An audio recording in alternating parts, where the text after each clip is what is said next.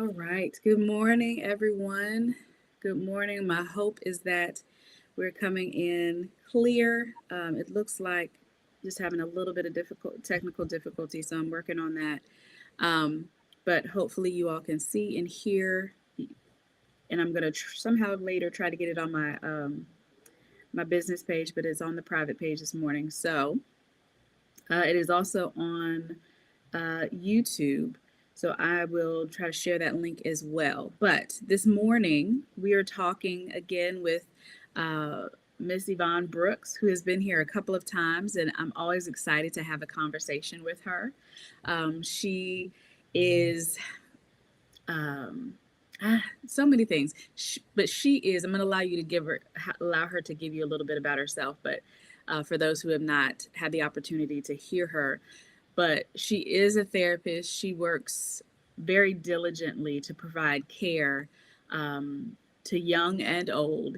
And so I always enjoy having a conversation with her and getting her insight and just us chatting because you're always going to come away with some nuggets and see how um, some of the jewels that we have in the mental health field. So, um, good morning, Miss Brooks. Good morning. Good morning. And thank you so much to you, Miss Jamie, for having me again. Thank you so much for Seeds of Love. I'm so privileged just to be able to be a part of such a wonderful organization and just being able to share what we're all learning.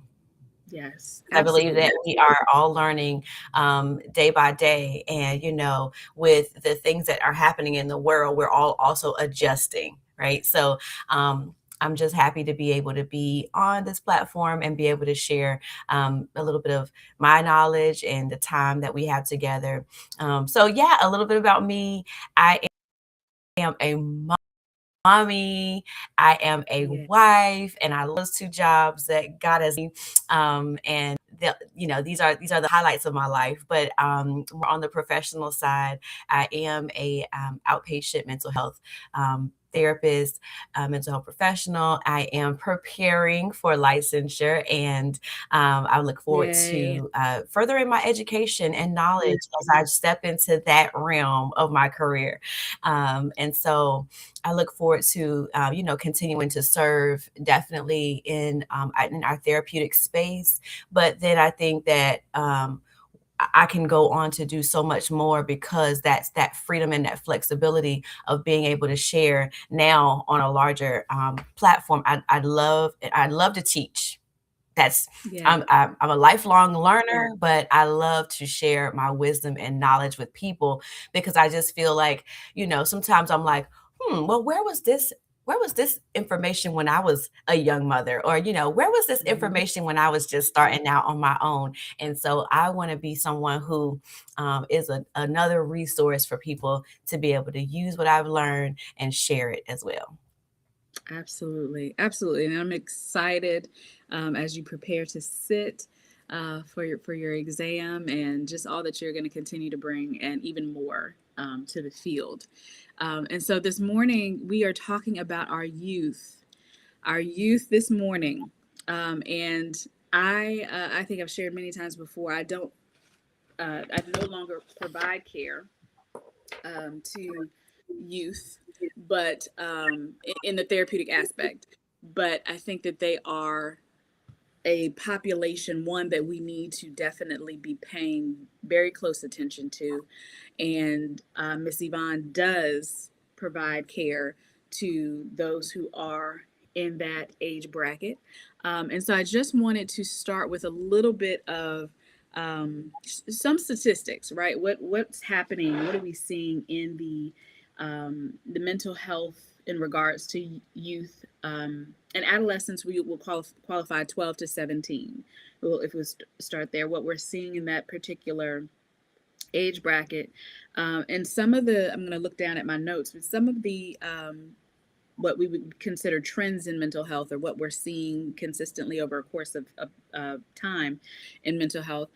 um, Adolescent mental health and behavioral health report, the one that came out in 2023 from the National Library of Medicine, looked at ages 12 to 17 and what was revealed is that more than 5.3 million adolescents aged 12 to 17 had a current diagnosis of mental or behavioral health conditions. So that could include anxiety, depression, and some of the behavioral disorders. Um, Anxiety being, of course, the most common, and that I think was at 16.1% of the group polled, and then depression being 8.4%, and then behavioral or conduct issues at 6.3%. With that particular report, they saw a greater proportion of females had anxiety. So it was 20.1% versus 12.3%.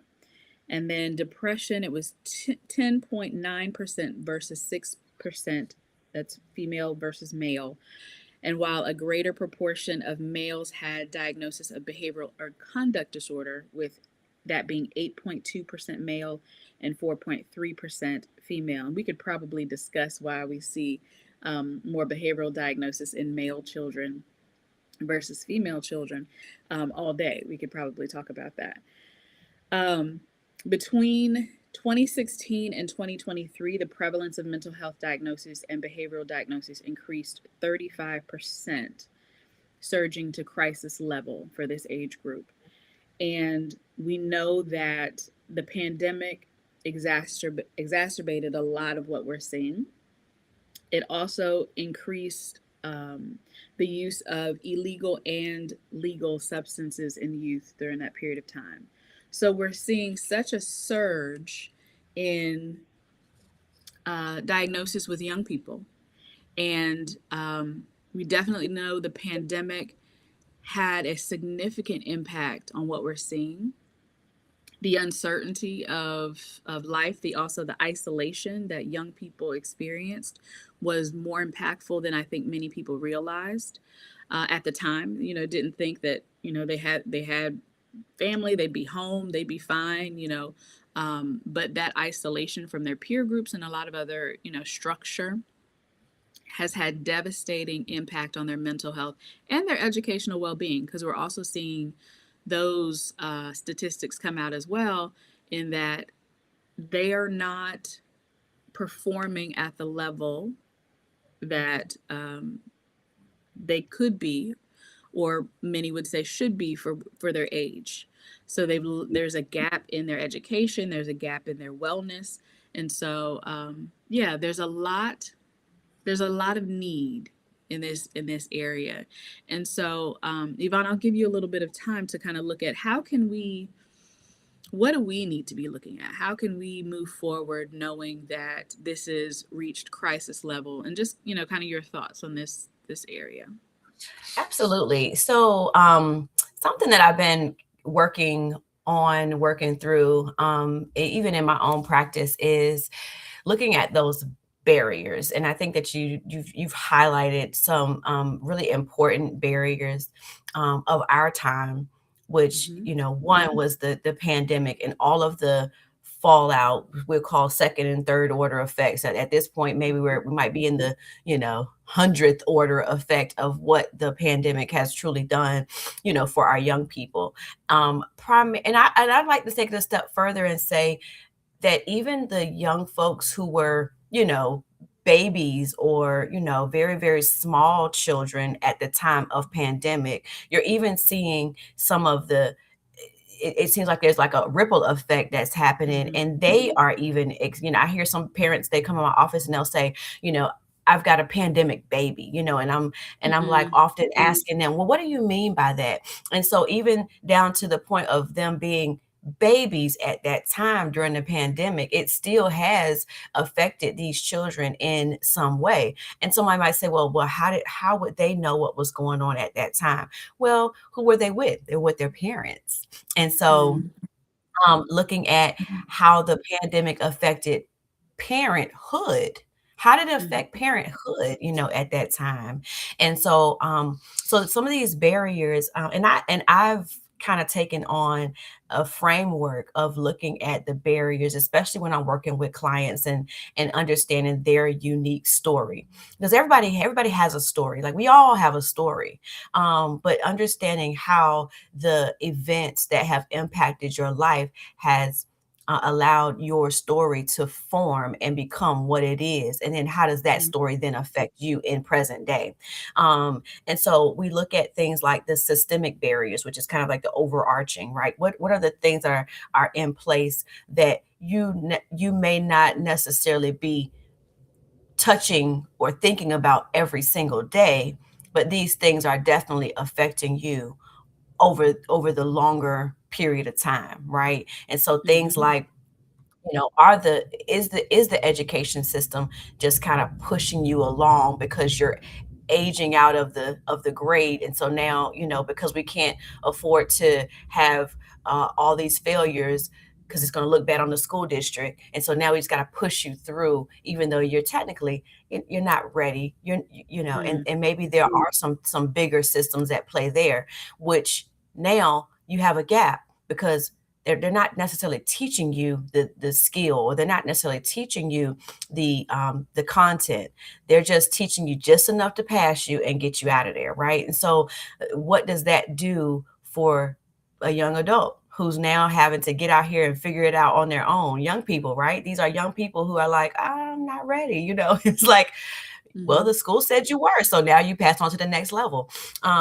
And so there's many more systems, but that's just kind of one example. And then cultural, from a cultural perspective, are there cultural barriers that keep us in a position where we're always stressed, or we're always thinking that we need to do more, have more, be more? Those kinds of barriers that might um, almost be driving you to organize your life in a certain kind of way. And what is that doing to the children? What is that doing to the child? you know Yeah. and then on a more localized or a personal level, are there individual barriers that might just kind of be set up in the system of where you are, where you live?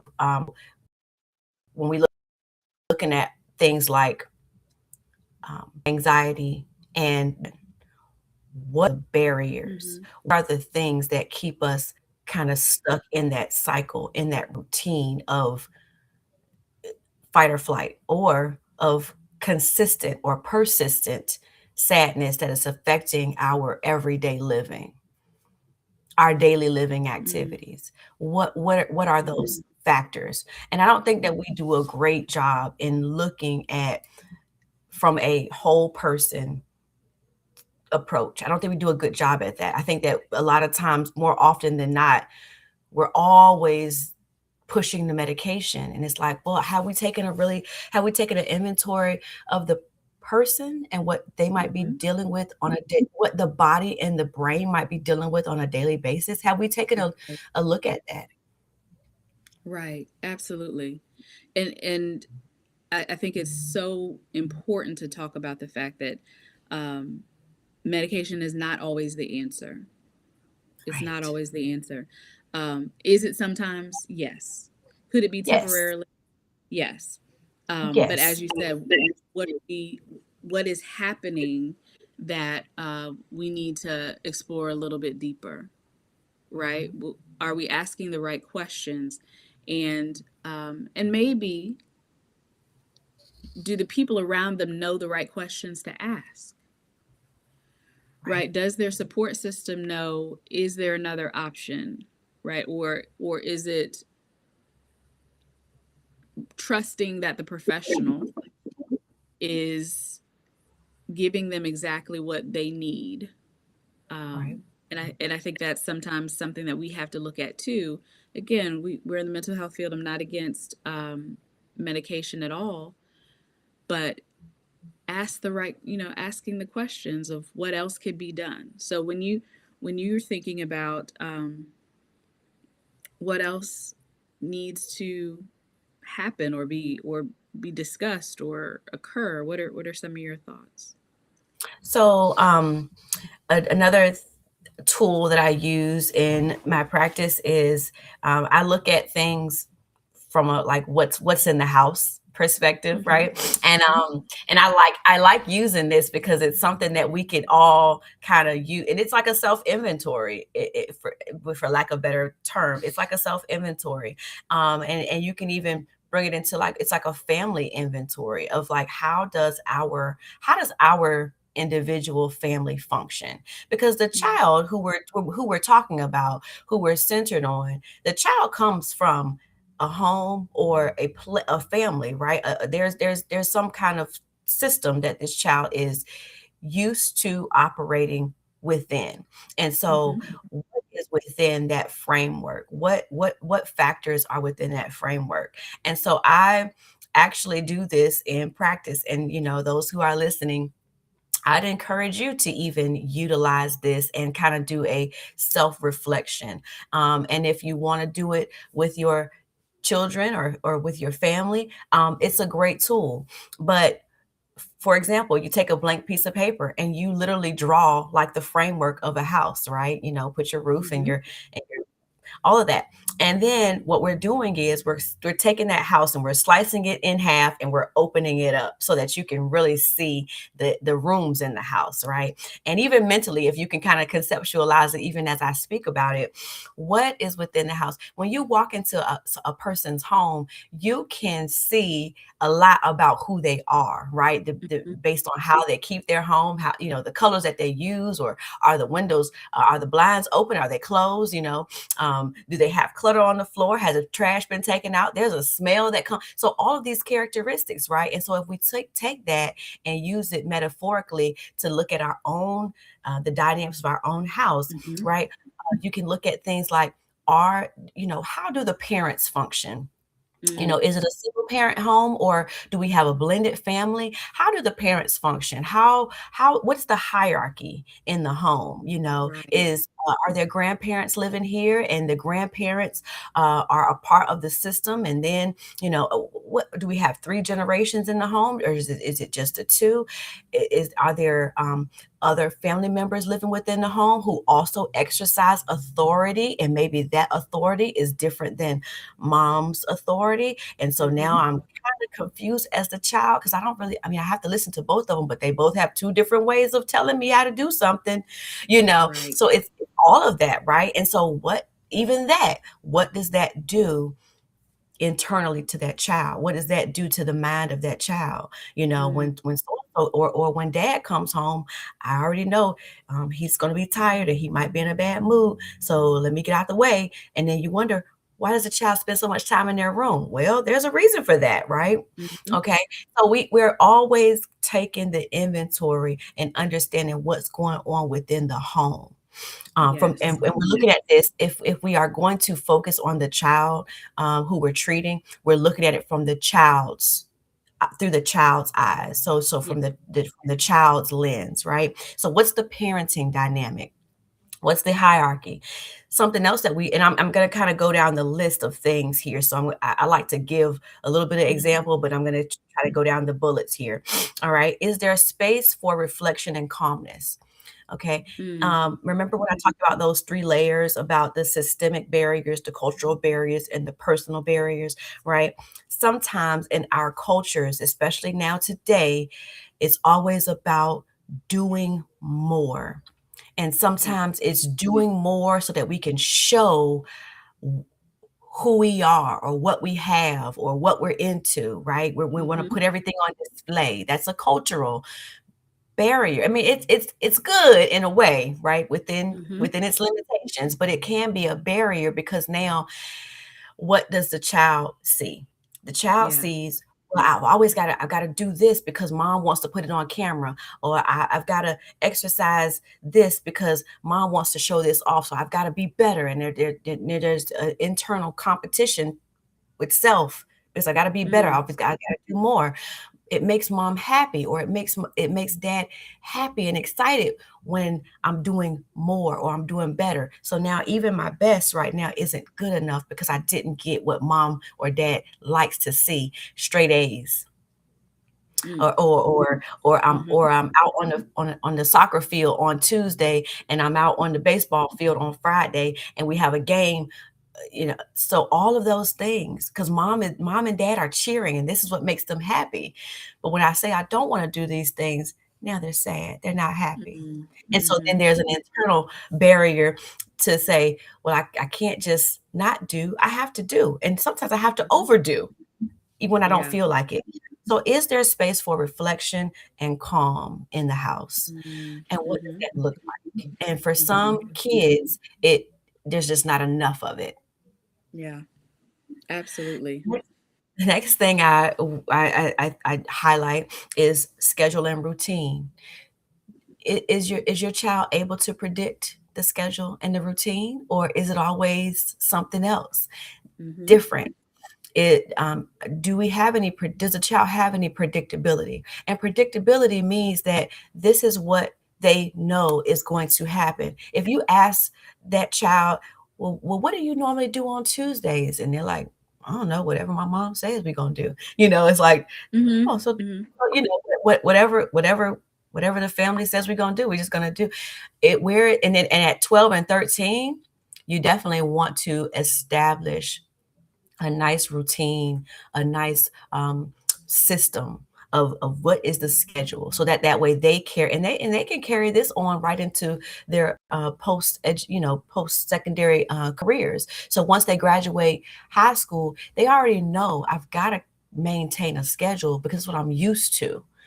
Can you imagine not having a schedule or a routine, and being told everything that you're going to do, and it changes every single day? Then when you get off past high school, your brain is like, well, what do we do now? What do we How do do we now? how do we even yeah, what do we do Mhm. from Monday to Friday? What do we do? I know what to do on the weekends, turn up, but what do we Yeah, do Monday through Friday? And right. so you want to train that child young on that schedule and that routine. What does that do? It also helps the mind to regulate itself. It helps the mind to regulate when is the rest sleep cycle, Mm, which is mhm. vastly important with children. Absolutely. And I'm a huge advocate of children getting their sleep on time, and I'm talking about uninterrupted sleep. When my child goes down, the house shuts down because that's just how important sleep is. Mhm, When it's lights out from 9 o'clock, everybody home knows get somewhere and sit down, because that sleep is very, even mhm. if you're not sleepy, still stop running in and out of my Yeah. house. Sit down. It's that serious.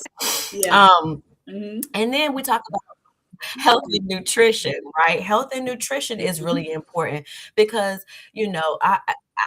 about 3 nights ago, we had eaten pizza, right? But I was so mhm, like adamant, I've got to go. And I went and found a little bag of peas in the bottom of the freezer, just shivering, right? And I said, mhm, I got to mhm, make these peas for my baby, because even though we have a pizza, I still want him to have some vegetables, some nutrition mhm, content, right? And that's how important it mhm. is, because It how are we is. going to expect them to do all this farming if they don't have anything in the tank, right? Yeah, yeah. It's not just Mhm, did they eat. What did they eat? mhm. Okay. Absolutely, Um, absolutely. so health and nutrition is of the Mhm, utmost important. Um, I'm not gonna go into a deep tangent on health and nutrition, but what is in the food? Is it the high fructose corn syrup? Is it the mhm, artificial flavoring? And you know that they're putting that stuff in the food, right? So that mhm. that goes back, like, that ties right into those systemic barriers. Yes. The food is tied to all of the things that help this world continue to make money, right? So Mhm, we know mhm, that. Okay. The next thing is foundational values. What are we teaching our children about foundational values from their home? I remember yeah. when I was growing up, people used to say, oh, they don't have no home training, or they don't have no Mhm, good home training or something like that. We've gotten away from home training. So what are we teaching our children? What is the family history? How did we get here? mhm, And sometimes I even ask those questions in practice. What's your family history? Tell me something about somebody in your family, and what you know about your grandmother, your great grandmother, even on either side. You know anything about them? And they're like, mm, no, not really. I just knew she was older. Okay. mhm, mhm, mhm. And so it's like, what else? And some of them know, some of them really don't know. So I think that as a culture, as a almost like as a society, we need to get back to that, teaching our children who they are by showing them Yeah, who we are. I yeah. think that's really important. And how I do feel, in some regard, maybe the phones and technology have taken us away from truly connecting that way, because sometimes that stuff seems like it might be boring, or it might Mhm, be a waste of time because the kids don't really care about that kind of stuff anyway. They're just looking at the next new trend. But mhm, again, we're talking about that's a cultural barrier. Are we spending time really enriching our children with something that's meaningful? And if it's not meaningful, is it just a waste of time? Is it just passing time? I would mhm, argue that we don't have that kind of time to waste, because we only get our babies but for a short amount of time. And yeah, then they're expected, societally, they're expected to just go off and grow up and be successful. Where how are they going to be successful if they really don't know who they are? yeah. It yes. Okay. So, and I because you've shared a lot, and I want you to continue. Um, but also that piece, if I can just chime in, the identity piece is huge. It's huge, and these are the, they talk about the formative years. We know, early childhood has its goals, adolescence has its goals, all the stages, right? The Our youth, when they're not clear or learning about who they are, they're picking from their family of origin, Right. right? Or they're supported, the supportive people in their life. They're finding it and picking it up somewhere. Somewhere. And whether they're identifying or misidentifying with culture standards, with music, Mhm. with um, someone down the street that says, "Oh, this is what it means. This is who you can be. This is who you should be. This is, it is." We have lost that sense of connection Yep. where generations poured into generations, and I won't say completely lost. I don't like to use, because there are families doing it, but Yep. we know that contributes to mental wellness. Knowing Mhm. who you are, a sense of purpose, a sense of identity, that that allows for young people to feel mentally well and anchored and grounded. So, yes, and amen to the Mhm. fact that that needs to, these electronics have done a lot of things. Yeah. And we have seen the impact um, on the minds of young people Mhm. because of them. And I remember, and we won't go too far into it, but I know we had even talked about the young people that video games is kind of their life, Oh, yeah. and what that has done to them socially, Oh, yeah. and Yeah. trying to find Absolutely. resources in helping them connect again, because right now all they know, they're connecting through a screen. Yep. Yep. And when conversation, it's time to have conversation face to face, it looks a little different. Yeah. It's The words uncomfortable. are there. It's very uncomfortable. Mhm. It's Mhm. very Mhm. uncomfortable. So I think Mhm. that is something that definitely, not just for the parents, right? But as a culture, as a village, that we need to restore, right? The communities Absolutely. and villages, what we need to restore right now. We've got to learn to help. We've got to help them learn how to connect face to face again, Right. and Right. sit in that comfort. That's I'm right. like, this is what people do. We have to do. This is what this is people this do. this is a This is what human people need. do. Yeah. Go ahead. Just a little caveat, a little side Mhm, note on that same line. I've mhm, gotten it to where, I've gotten the cell phones downstairs. So when we mm, come upstairs, we're not bringing the right, cell phones upstairs. I mean, I do because mhm, I'm the parent, right? But right, right. children are not bringing the cell phones upstairs. Keep those Mhm. downstairs. And I that love has that. created a different dynamic in my home, because when Mm, we're upstairs, there's a lot more connecting with each other, mhm. because now it's like, "Well, what do we do? Well, Yeah, yeah, let's talk," you know what I mean? yeah. And so sometimes we'll be right at the top of the steps, and everybody's just, like, in that area, just congregating in that area. My daughter, she Mhm, said yesterday, she said, "Mom, I had to go to the bathroom so bad, but I was just standing there because we were just talking, and I was excited." I said, "You know what? That was I said, "That's because your body needed that." Yeah.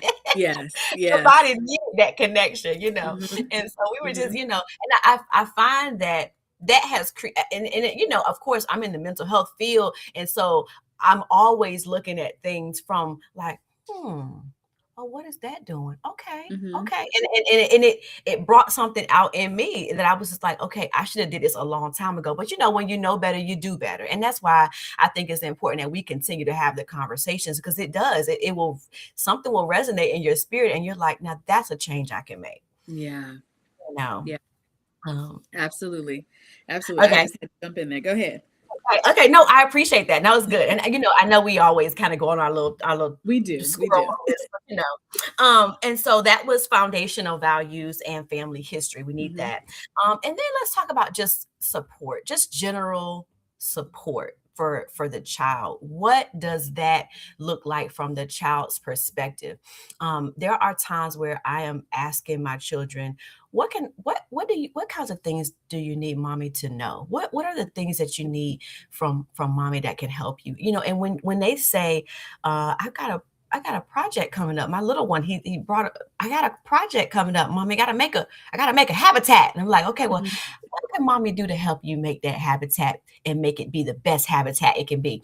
And Mhm. so I'm now asking him, how we talk about the client being the subject matter expert. It's almost like, okay, now I've had to take that and put it into my own framework for my own family. How can I help my child be the subject matter expert and ask, what do you need in this moment for me to help you be successful? How can I help you better? How can I, oh, you're feeling sad today? Okay, well, how can I help? What can I do? Mhm. Mhm. I don't always just prescribe, what I think they need. Obviously, yes, we know by and large what our children need, but sometimes it's healthy and helpful to take a step back and ask them so that way you're not just assuming things and it's so off. Talk about that age group of 12, 13, and 14, and the parents thinking that they Mm. know exactly what the child needs because because Mhm. Mhm. they are capable of thinking and sharing and saying, well, I even had one teenager who said, I want to just be able to share without my parent giving me a lecture every time. Mm. Can you imagine? Mm. I mean, how simple that change is, how simple that one tool, if the parent just actually listened to that baby say, I just want to be able to share parts of me without having a lecture. I don't want a lecture. That's why I don't share it. Mhm. That's a simple Mhm. fix, in my Simple. mind. Sometimes the Yeah. children, they know what they're looking for. They know how they can best be supported. So why not sometimes for us as parents, as caregivers, say, you know what? I can do more of that and take that Yeah. on. So what does support look like from that child, from that young person's lens? The next one, love Absolutely. and affection. This is the bread and butter right here, love and affection. Mhm.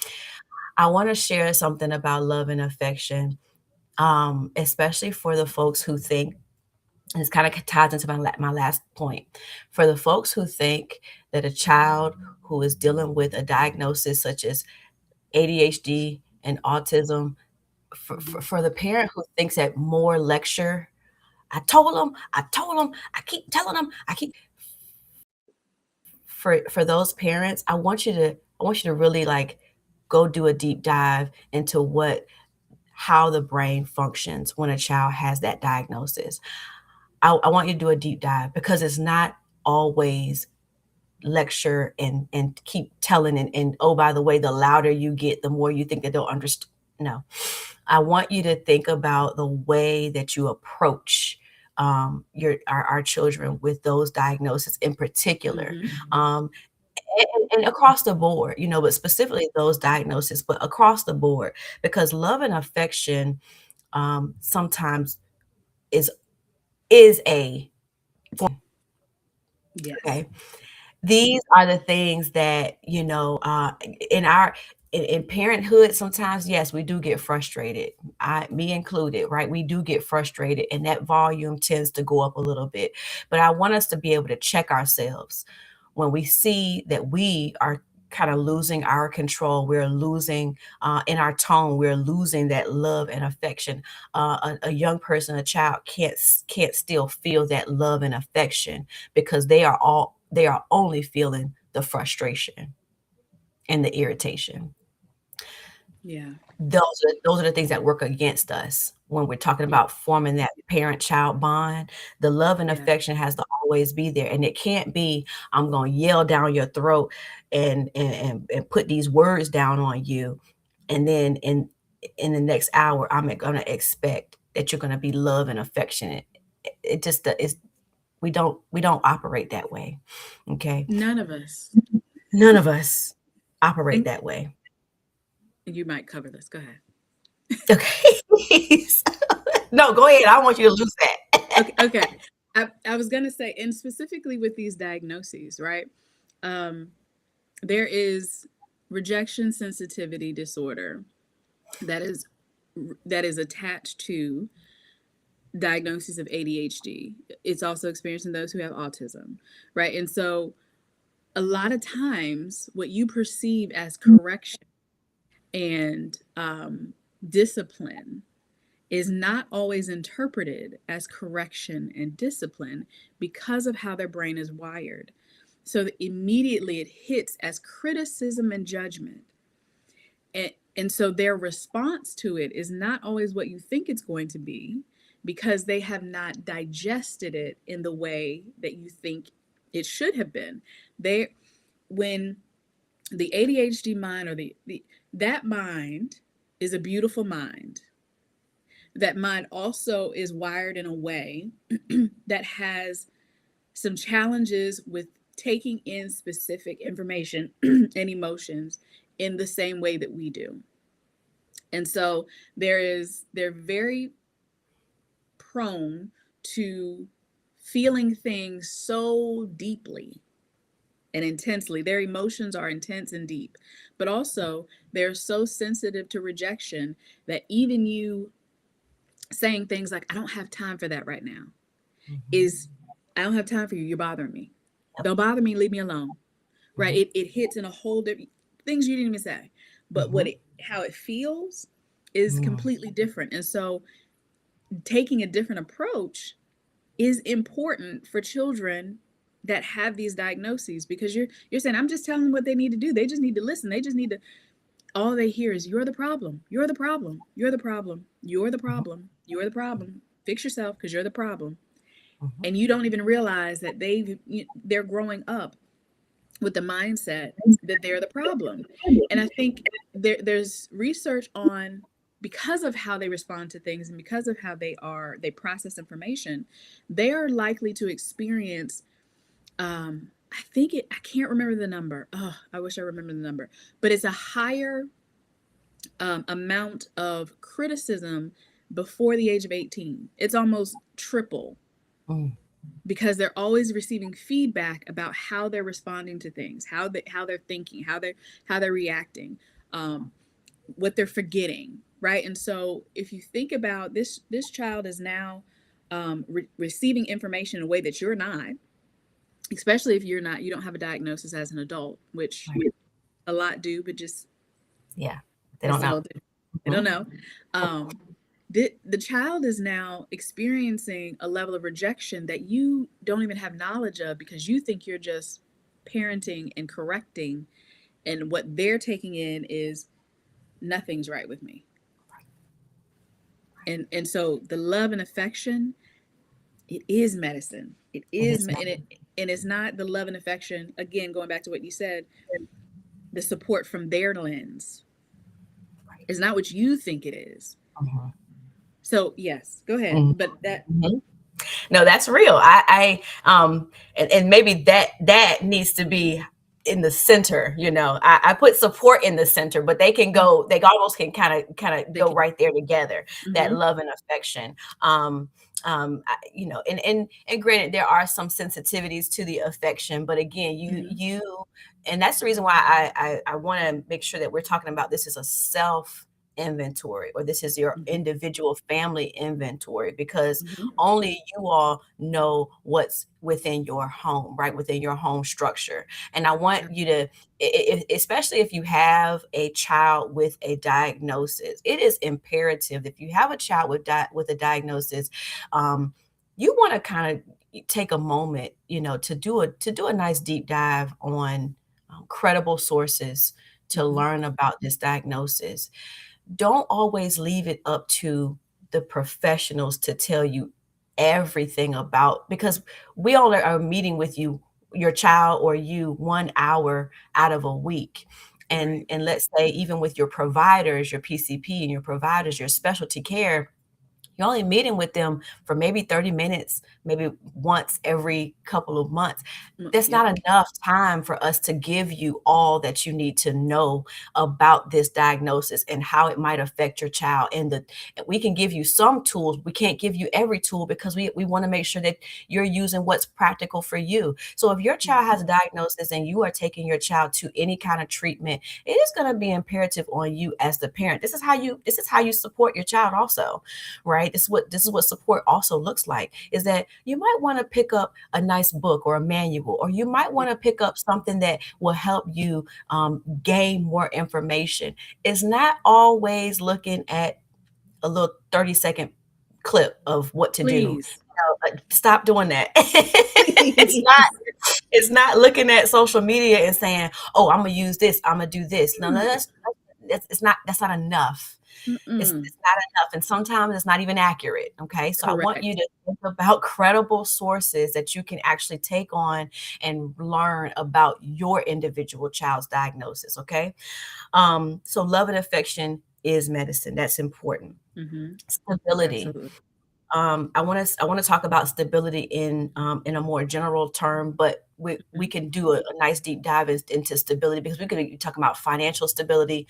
We could be talking about location stability, because sometimes folks are moving from here, different places, and sometimes you can't help it, because we have military families who they can't help where they have to pick up their family and move to a different place because of their job, and that's how they their family. So we understand some of that, most like you can't help, but you try to build stability in the best way that you can for your family dynamic, right? I was Yeah. also military, I'm prior military as well, and so I remember those years of my children having to pick up and go to a different school every 3 years. What did I do in those moments? Well, a lot of times it was me talking to them and preparing them almost a year in advance, 6 months, definitely. By the 6 month period before we were about to move, my children and I, we were preparing to go to that different location. We were looking at the different location we were going to go to. We were talking about some things we want to do before we leave this location, because what I was doing is I try to regulate them in terms of preparing them, so that even though I know that that season of moving is very challenging, is very stressful on me, and I'm the adult, I'm Yeah. in it, I know what's going on, but even for them, the children who don't necessarily know what's going on. But sometimes I would sit my children down and talk to them just like they were a part of the moving crew. They knew the steps. They knew exactly. You ask one of my children right now how to pack for a military move, they can tell you, okay, well, we have to start putting this, the stuff that we don't want to go first. We got to put this in a room and close the door. They already know that. Like the movers can't go and put "do not enter" in this closet, because this is stuff we don't want to. They know how to do that. It's Mhm. because I was preparing them. It's the preparation. So it's not Yep. necessarily just the move, it's the preparation. Are they prepared? So stability. This is how you stabilize their fight or flight response. This is how you kind of Yep. start to stabilize that, because they know what to expect. So they can almost anticipate that some of this stuff is going to happen, but at least they know. They know what to do, and then they almost will know how to react. You give them certain scenarios. Well, if this happens, what will we do then? And we walk through the whole process. We were walking through the process 6 months before we even were leaving, and Mm. I invited them to be a part of the team when we had to Yeah. move a location. Mhm. And then even financial stability, right? We all go through certain times hardship, right? And so letting the children know, hey, we might be going through, you might be seeing a little change here and there, but here is what's going on. And of Yeah. course, within reason, right? We're not Within gonna reason. try to all of it on them because their young minds might catastrophize and be like, "What do you Mhm. mean?" Right. And so no, we're gonna let them know here is the reality. Something that was really important as well was being able to let the child see me walk through the planning and the problem solving. Yes. That was Yeah. pivotal. I will say that was pivotal. Did I do it every single time? No, but I found out that when I did it, my children responded so much better. Mhm. A lot of times what I would do is I knew what I needed to do, right? We kind of know, like, okay, I've done this 5 times in the military. Here's time number 6. But for them, especially when they got to that, like I said, that kind of like preteen stage, teen stage, Mhm. especially then when they got, old enough where they can actually be physically helpful to me. Yep. Take this bag and put it upstairs, that I would walk through my problem solving with them because what that did for them, it taught them how I was thinking about the problem Yes. and the things I Yeah. was considering. And then it allowed them to say, well, what about if we do this, mommy? And even if it Mhm. was an idea that I couldn't necessarily use, I allowed them to offer it, and I would Yeah. take it into consideration. That built their critical thinking skills, that built their level of awareness of what was going on, and it also gave them buy-in. So now they are a Mm. part of the process. They're actively a part of the process. And even though they didn't know everything, they knew enough to ask questions and make suggestions. Yes. Very important. When I say, I think that is something that has to be reiterated, right? Because we are of a generation, um, and many generations before us, of keeping children in the dark completely. But then when they experience hard times, they have no skill, no knowledge of how to navigate it. Right. Right. And then they become adults who struggle to solve problems. And then we're looking at these adults like, well, you gotta, plan, or you gotta figure something out. Make a list, or, Yeah. look for resources. We start talking about things, the basics. Look for resources, and just, I know how to with do this that. this idea that you just gotta learn to solve the problem. But if they were never able to observe or be part of a problem solving process, where Mhm, did they get the mhm. skill from as adults? And Right. I think I think a lot of the behavioral issues, I'm going to say that, when we see specifically, the higher numbers in young males, when you're starting to teach not just young men but young women, but in this case, when you teach young boys how to solve problems, Mhm. you also help them learn how to regulate their emotions. Mm. And we don't Yeah. think about it in the sense of, you're teaching them step by step how to move through something that's difficult. Difficult Right. problems come with emotions, right? We feel something when we Mhm. have a problem. So if you're giving them the Mhm. blueprint for how to move through a problem, part of that blueprint says, this is how I manage my emotions when something isn't going well.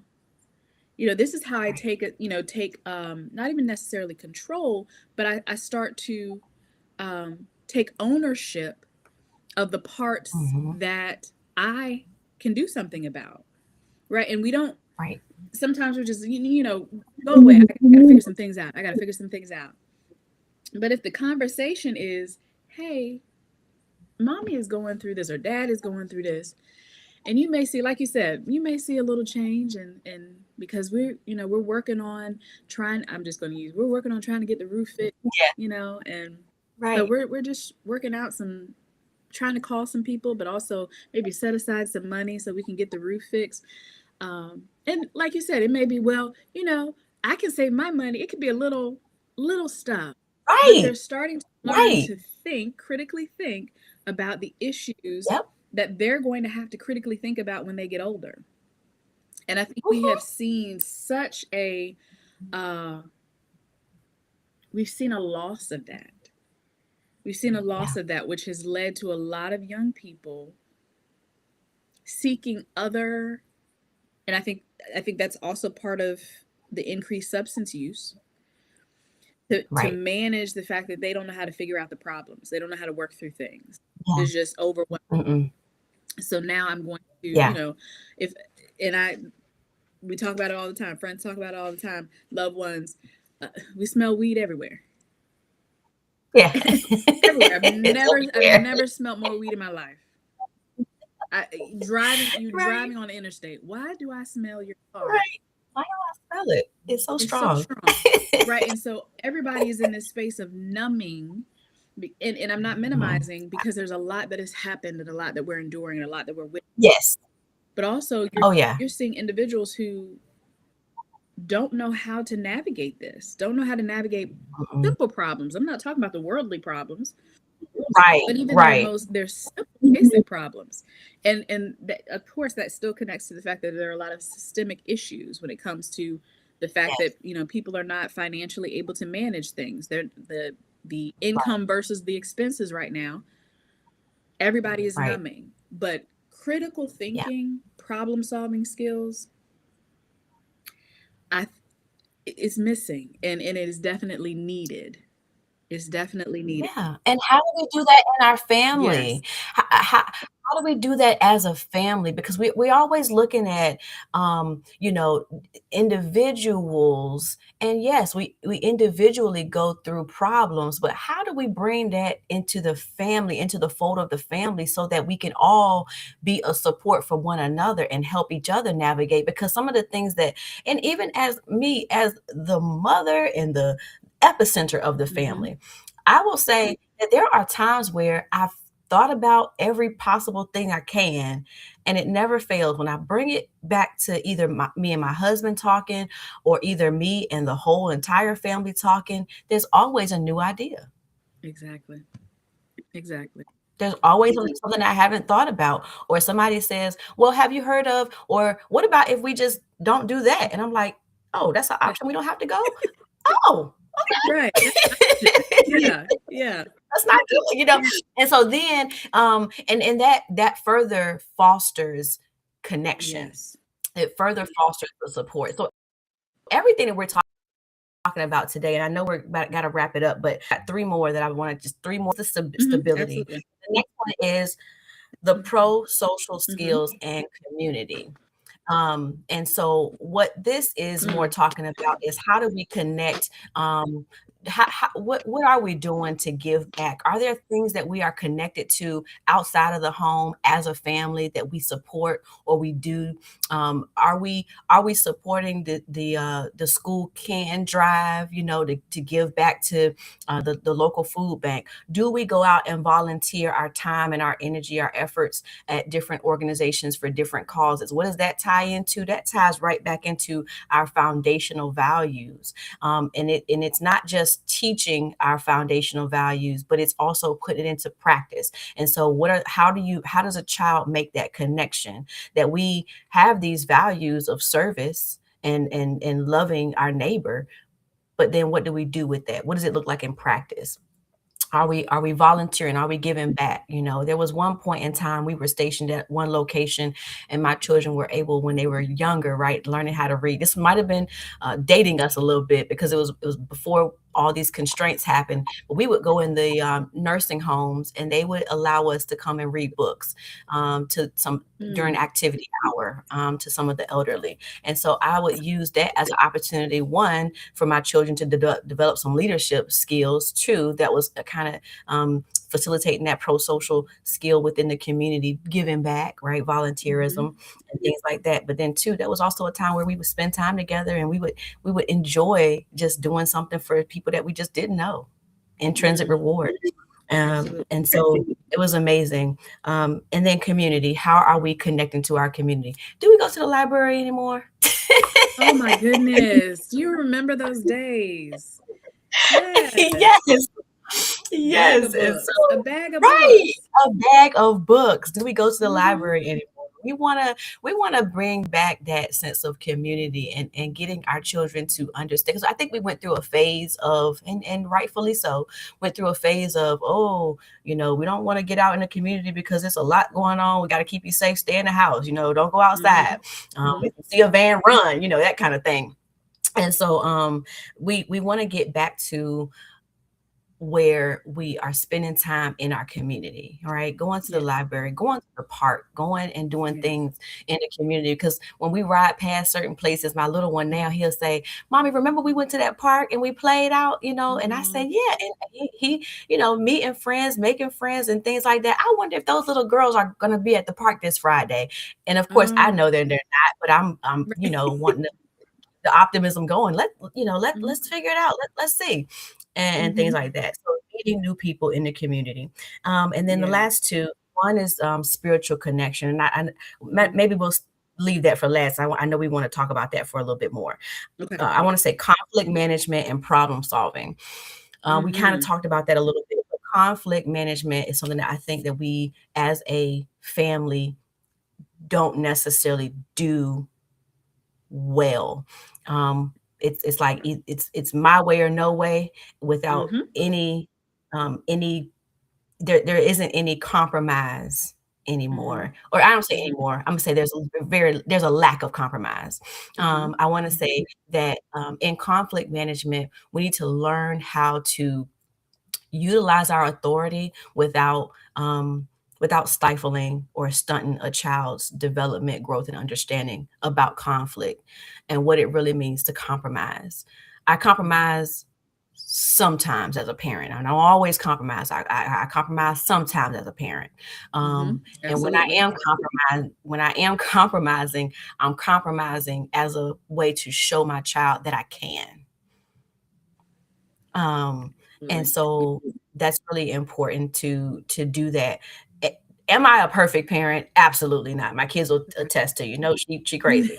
But there are times where I find a value in helping them navigate conflict because it's a part of our everyday life. We're all, there's always going to be something that we're not Mm-hmm. necessarily happy about, and that doesn't go our way. So how do we navigate those times in our life, and then what do we do to help fix it, prevent it from happening in the next time? Can we prevent all conflict? No, but can we minimize it in the future? Because we're not going to have the same problem. We might have a different kind of problem, but we're not going to keep having the same problem, especially when you start noticing a cycle or a trend happening, some patterns happening.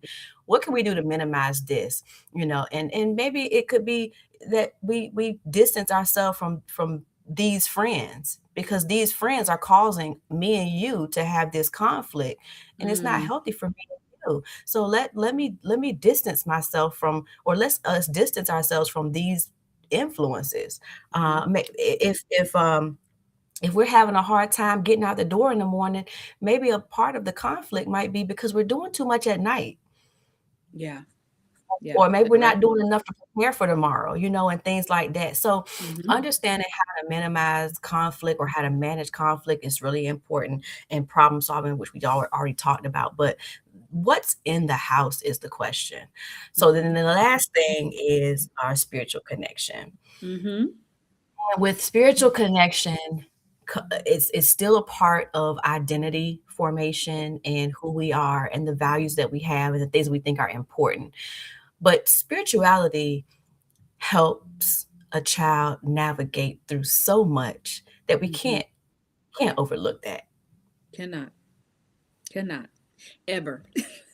ever. And- yeah. Because yeah, when we think about what, because we often talk about the dimensions of wellness, it includes your spiritual well-being, right? Mhm, It includes, and that is not just for adults, that is for human beings.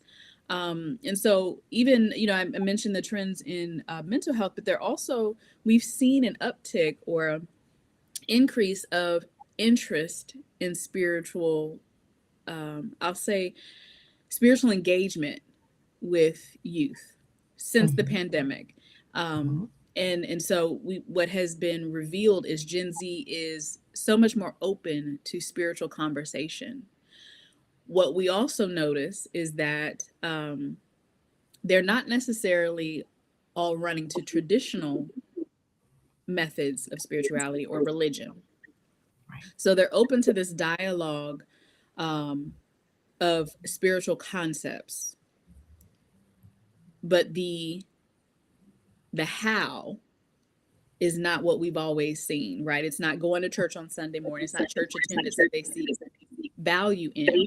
And again, this is a national trend. I'm not talking about our local bodies. Some of our bodies are and church organizations are brimming, are full with young people who, Robust. Yes. yeah, who are Mhm. attending and loving their ministries and loving their youth ministries and what they have in place in that spiritual house. And so just across the board nationally, there is definitely the interest in that. And what research is showing is that part of it goes back to what we talked about because of a sense of purpose. They're looking for a sense of purpose with all that we've seen with this pandemic, with wars, with, what am I here for is the question that's coming up more often. Right. And Mhm. so spiritual dialogue is providing them with information. Now, we know that there's a lot of spiritual content. And if we just look in social media by itself, we have seen the increase of advertisements for, what have I seen? For palm reading, for, what are they called? For Cards. psychic, Yes. say it again. The cards, the tarots. Tarot cards. We've seen an increase.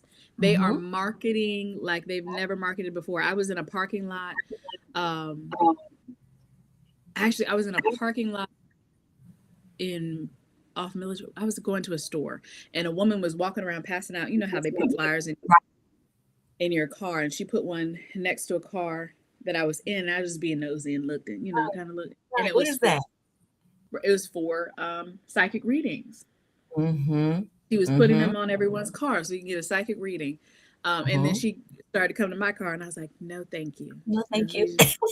she was just kind of like, I was like, no, thank you. Mhm. You can Mhm. not put that on my car. Right. I'm sitting here. Right. But what's funny is then I was on my way to Mount Trashmore, and they were on the move. When I say she was at Mount Trashmore, the next maybe 30 minutes, Mhm. also passing them out. There is such an influx of individuals in these other spaces, Mhm. recognizing that people are looking for answers. Oh, People are yeah. looking for answers, Oh, and young yeah. people now are becoming so Oh, yeah. interested Mhm. in all of this, right? And so, what that said is that there is a need, right? There is a Yeah. need for us to really focus on the spiritual well-being of Mhm. young people, and Mhm. we both are Christians, so we're not Right. we're not looking for tarot card readings. We're not looking for No, I don't and need so that. none of that, none of that. And so the conversations that are being had with young people to help them find a sense of purpose in God, right? Who does God say that you are? Right. But also understanding whose you are. So, like, understanding who Jesus is, what he did, why he did Right. it for you, and what that means for you, right? Forming their spiritual formation is important right now. And it does help with alleviating anxiety. We've seen that. We've Mhm. seen how anxiety can decrease with the connection to, I'm just going to say, with the connection to Christ. Mhm. And Mhm. I don't believe in spiritual bypassing. I don't believe in Yeah. ignoring the symptoms that we have and the experiences that we have. I do believe in, as we always talk about, Jesus and therapy. That is right. It's yeah, right. Mhm. And so Mhm. there's a need for the conversations to be having more often, helping young people understand who God is and who Right. they are because Mhm. of the one who died for them, right? That's right. And so, yeah, spiritual well-being cannot be left out of this holistic healing process. No. It could actually be something that really pulls all of these together. Right. Right. That And that's the when we're talking about being able to share with Mhm. your family, with your children, who they are. The purpose of that is to form that identity so strong so that nobody out there can tell them who they are, so that Absolutely. nobody can come and tell them that they are supposed to go and give away all their money so that they can become a millionaire. So what's the purpose of doing all of that? Okay. So that nobody can just come and tell you who you are and what you are and what you're supposed to do. Your response, our children's response should be, okay, I got you, thank you, but I'm good because I know who gives me direction in my life. I know Yes. who guides my footsteps, and I know who guides my decision making, and so that becomes the lens by which they make their decisions. That Yes. becomes the lens by which they make their friendships. That becomes the lens by which they feel like they can make that connection to, and perhaps be married to or give their body. So all of those things, that becomes the foundational awareness that they have.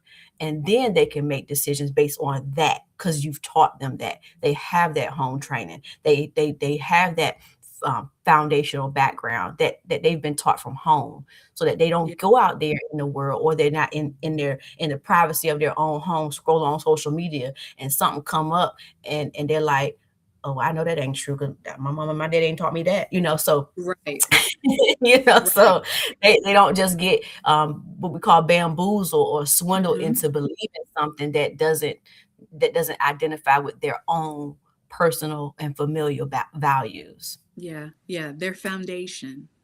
Their Mhm. foundation. And I think often one of the beautiful things about how the Lord works with us is He recognizes when our foundation is not firm, or when Mhm. there are cracks in our foundation, that we Mhm. have had experiences or dysfunction that has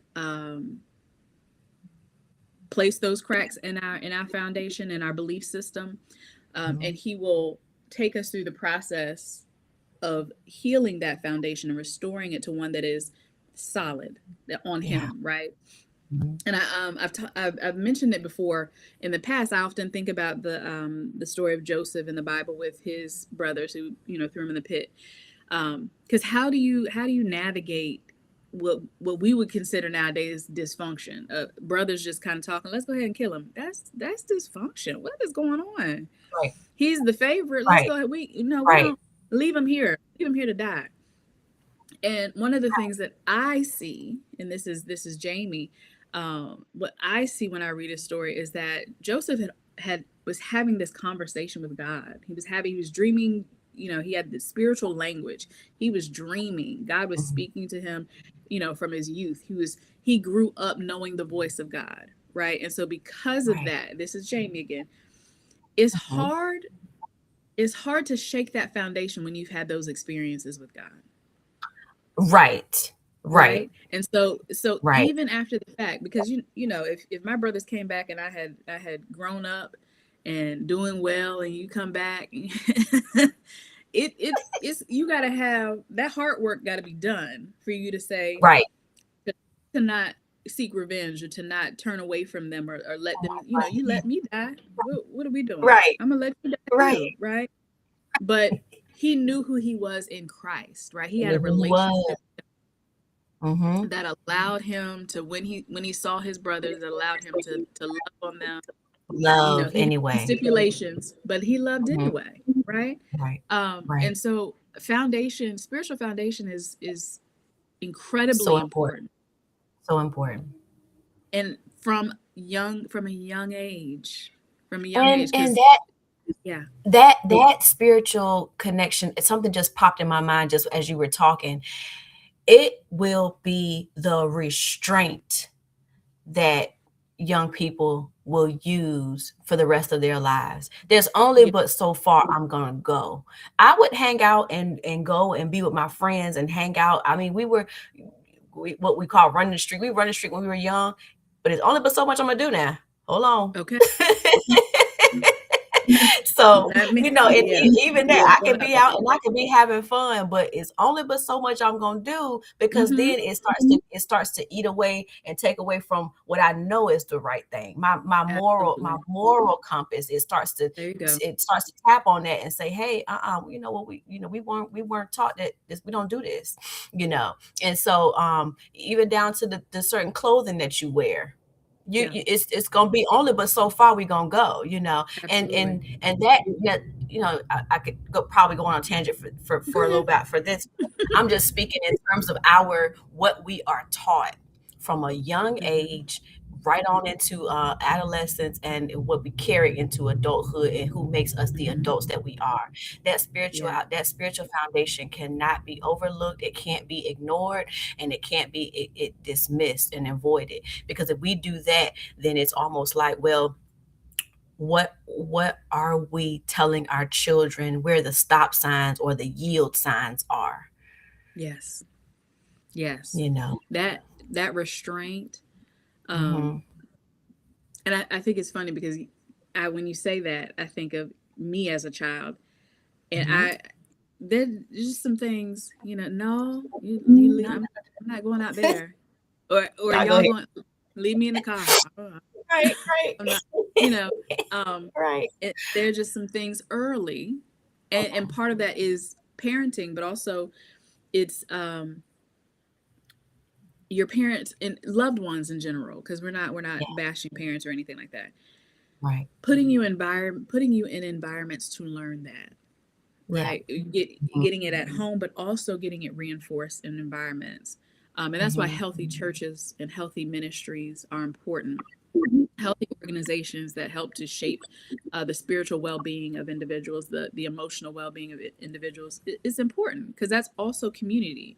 It's reinforcing some things, It where it's is. not just mom and dad are saying, but It then is. you're hearing it and you're like, oh, okay, so this is important, right? Because then there's a level early, there's a level of Others conviction. are echoing.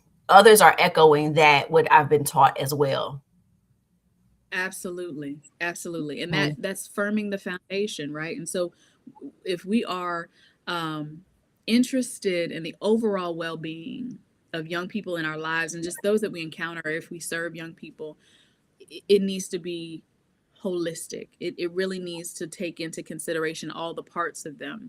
Yeah. And I know there are certain places that you're limited in what you can share spiritually. So, when we're talking about teachers, we're talking about certain environments that um, you Yeah. can't necessarily infringe on their spiritual beliefs, and um, but that's where we model, right? And we when we are showing up in a way that is loving and supportive, and they happen to see that we are um, engaging them in a way that they feel comfortable and feel supported. They may then learn, they may hear, well, I go to church on Sunday, I feel like God wants us to love, and there are opportunities, right? God opens the door. And so Yeah. we've got to look Yeah. at helping children, young people, in a way that is going to produce adults that Right. Right. that is allowing our world to be a better place, right? Because Right. right now, Hmm. right now, And we know that there's that I I I echo that in session and practice as well. I am not necessarily advocating for you to believe what I believe, but do Mhm. you believe Do you something? believe? Do you have some kind of connection to some type of spiritual? Do you have some type of spiritual connection? Is there a power that's operating higher than yourself that you Hmm. can lean on or glean strength from when you are facing adversity, or when you're needing that motivation, or when you're trying to define what that purpose in life is? Do you have something? And Right. I like what you said in reference to, we're not proselytizing and trying to, get you to, hey, believe how I believe because this is the only Mhm. way. No, listen, I just want to acknowledge that in all of us, we have a innate desire to seek purpose in something. Otherwise, as a people, why do we do what we do? We're always Mhm. trying to find purpose in Always, something. And in so everything. guiding that spiritual connection and understanding what that spiritual connection is and acknowledging it is kind of where I plant Yeah. that seed and try to, kind of help nurture that in treatment. But we all have a Yeah. way that we do it in our individual families. But I definitely wanted to highlight that because, as parents, caregivers, and the community at large, how are we nurturing that in our youth? How are we doing that in our young people? And because we understand that spiritual well-being is also a part of the whole person's well-being, Mhm. whether it be Mhm. physical, mental, all of those things. Spirituality is a huge part of it. It is. It is. And I want to clarify for some people, because as I said, Yvonne and I are Christian. There are, when you're seeking treatment, and this is there are therapists that provide Christian therapy. It is they provide strictly Mhm, Christian therapy, so they are going to focus. They're going to have conversations. They're going to share scriptures. That is what they do. And then you have Christians that are therapists, mhm. and so we provide therapy to everyone. When we have clients that are Christians, then that allows us to then talk about um, healing from that Christian point of view. But like both Yvonne and I have provided care to non-believers. We provide care to I've had Buddhist believers. I've had Wiccan. Providing mental health Mhm. services to unbelievers Everybody. or those who believe in other right. And so when you are in treatment, if your preference is to receive Christian therapy, then that is something that you can seek. And so I don't want you to think that our not leading people to Christ in sessions is because we feel some type of way about it. It's because how we provide care is for the broader sense of population. But know that, and we've talked about it before, know that every session we go in, we pull It's in the on room. it's in the room. it's, It's in it's the in the room. room. We talk about Right. it's in the room. It's in And the room. sometimes it's in the room, and so that we could see who we're dealing with even before they say what their experience is. You know what Mhm. I'm saying? And so it's a preference for you all when you're looking for treatment, when you're suggesting it. Either one provides Mhm. care. You can receive care. You get to decide how you want to receive that care. And just like us, there are Christians who are therapists that are not leaving God out, but we also provide a space for those who are not believers, are on the fence, are Mhm. serving other gods, because that's where we're at. That's where we feel called to do. Yeah. So this has been, I don't know if my hope is that it has been enriching for those who are on, and those who will see this later, as enriching for them as it has been for me. Um, I know that I had some difficulty on the business page. I will share the recording on the business page. And my hope is that if you all have any questions, any thoughts, you put them in the chat. Um, and that we'll have Miss Yvonne on again. If there are any last words for you, Miss Brooks, and I'm so used to calling her by her first name, but y'all, Yes. it's Mrs. Yvonne Brooks. If Yes. you have any last words that I you just wanna always leave. Yes, I would always like to leave, with a resource. The resource that, I think is nice that I've used several times over the last few months, and I've actually connected to some really good, mental health support. It's called findhelp.org. And once you can go into that site, there is a wealth of other like agencies listed there. And so you can do it, and a lot of the agencies are updating their own profiles on this Find Help portal. It's kind of like a collection of agencies that just post their information about their agency, what they provide, what services that they provide, and also the eligibility requirements. So that way you don't have to, go searching far and wide and then kind of end up in a loophole. But it has a lot of wonderful agencies, 24/7 dads, which helps with fatherhood.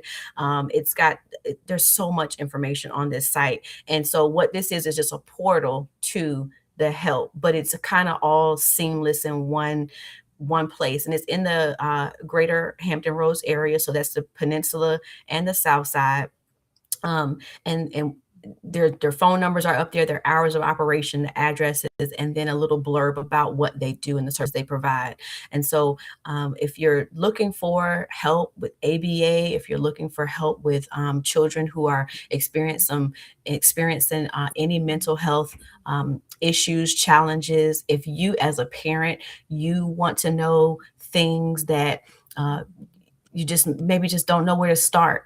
This is a wonderful resource, and I've used it. I share it with my clients, and it has been very helpful. So I want to just always leave with something tangible that folks can use.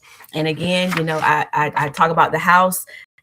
Make your house and find out what's in the house, right? And so I use that as a tool, but it is so helpful for the clients. But you know as a family, as the parent, as the caregiver, what's in the house? Yes. What's in the And house? so I'll end I with love it. that. Thank you so Yes. much, Miss J, for having me. As always, it's always a pleasure. I love our rich dialogue and how you support clients in a way that is very practical, but also heartfelt. And so, thank you to everyone that joined us again this Saturday. Thank you for your patience and our, technical issues this morning. I'll hope to resolve all of that at some point today. But you all enjoy your day, look at what is in the house, have a family conversation, and see you all next time.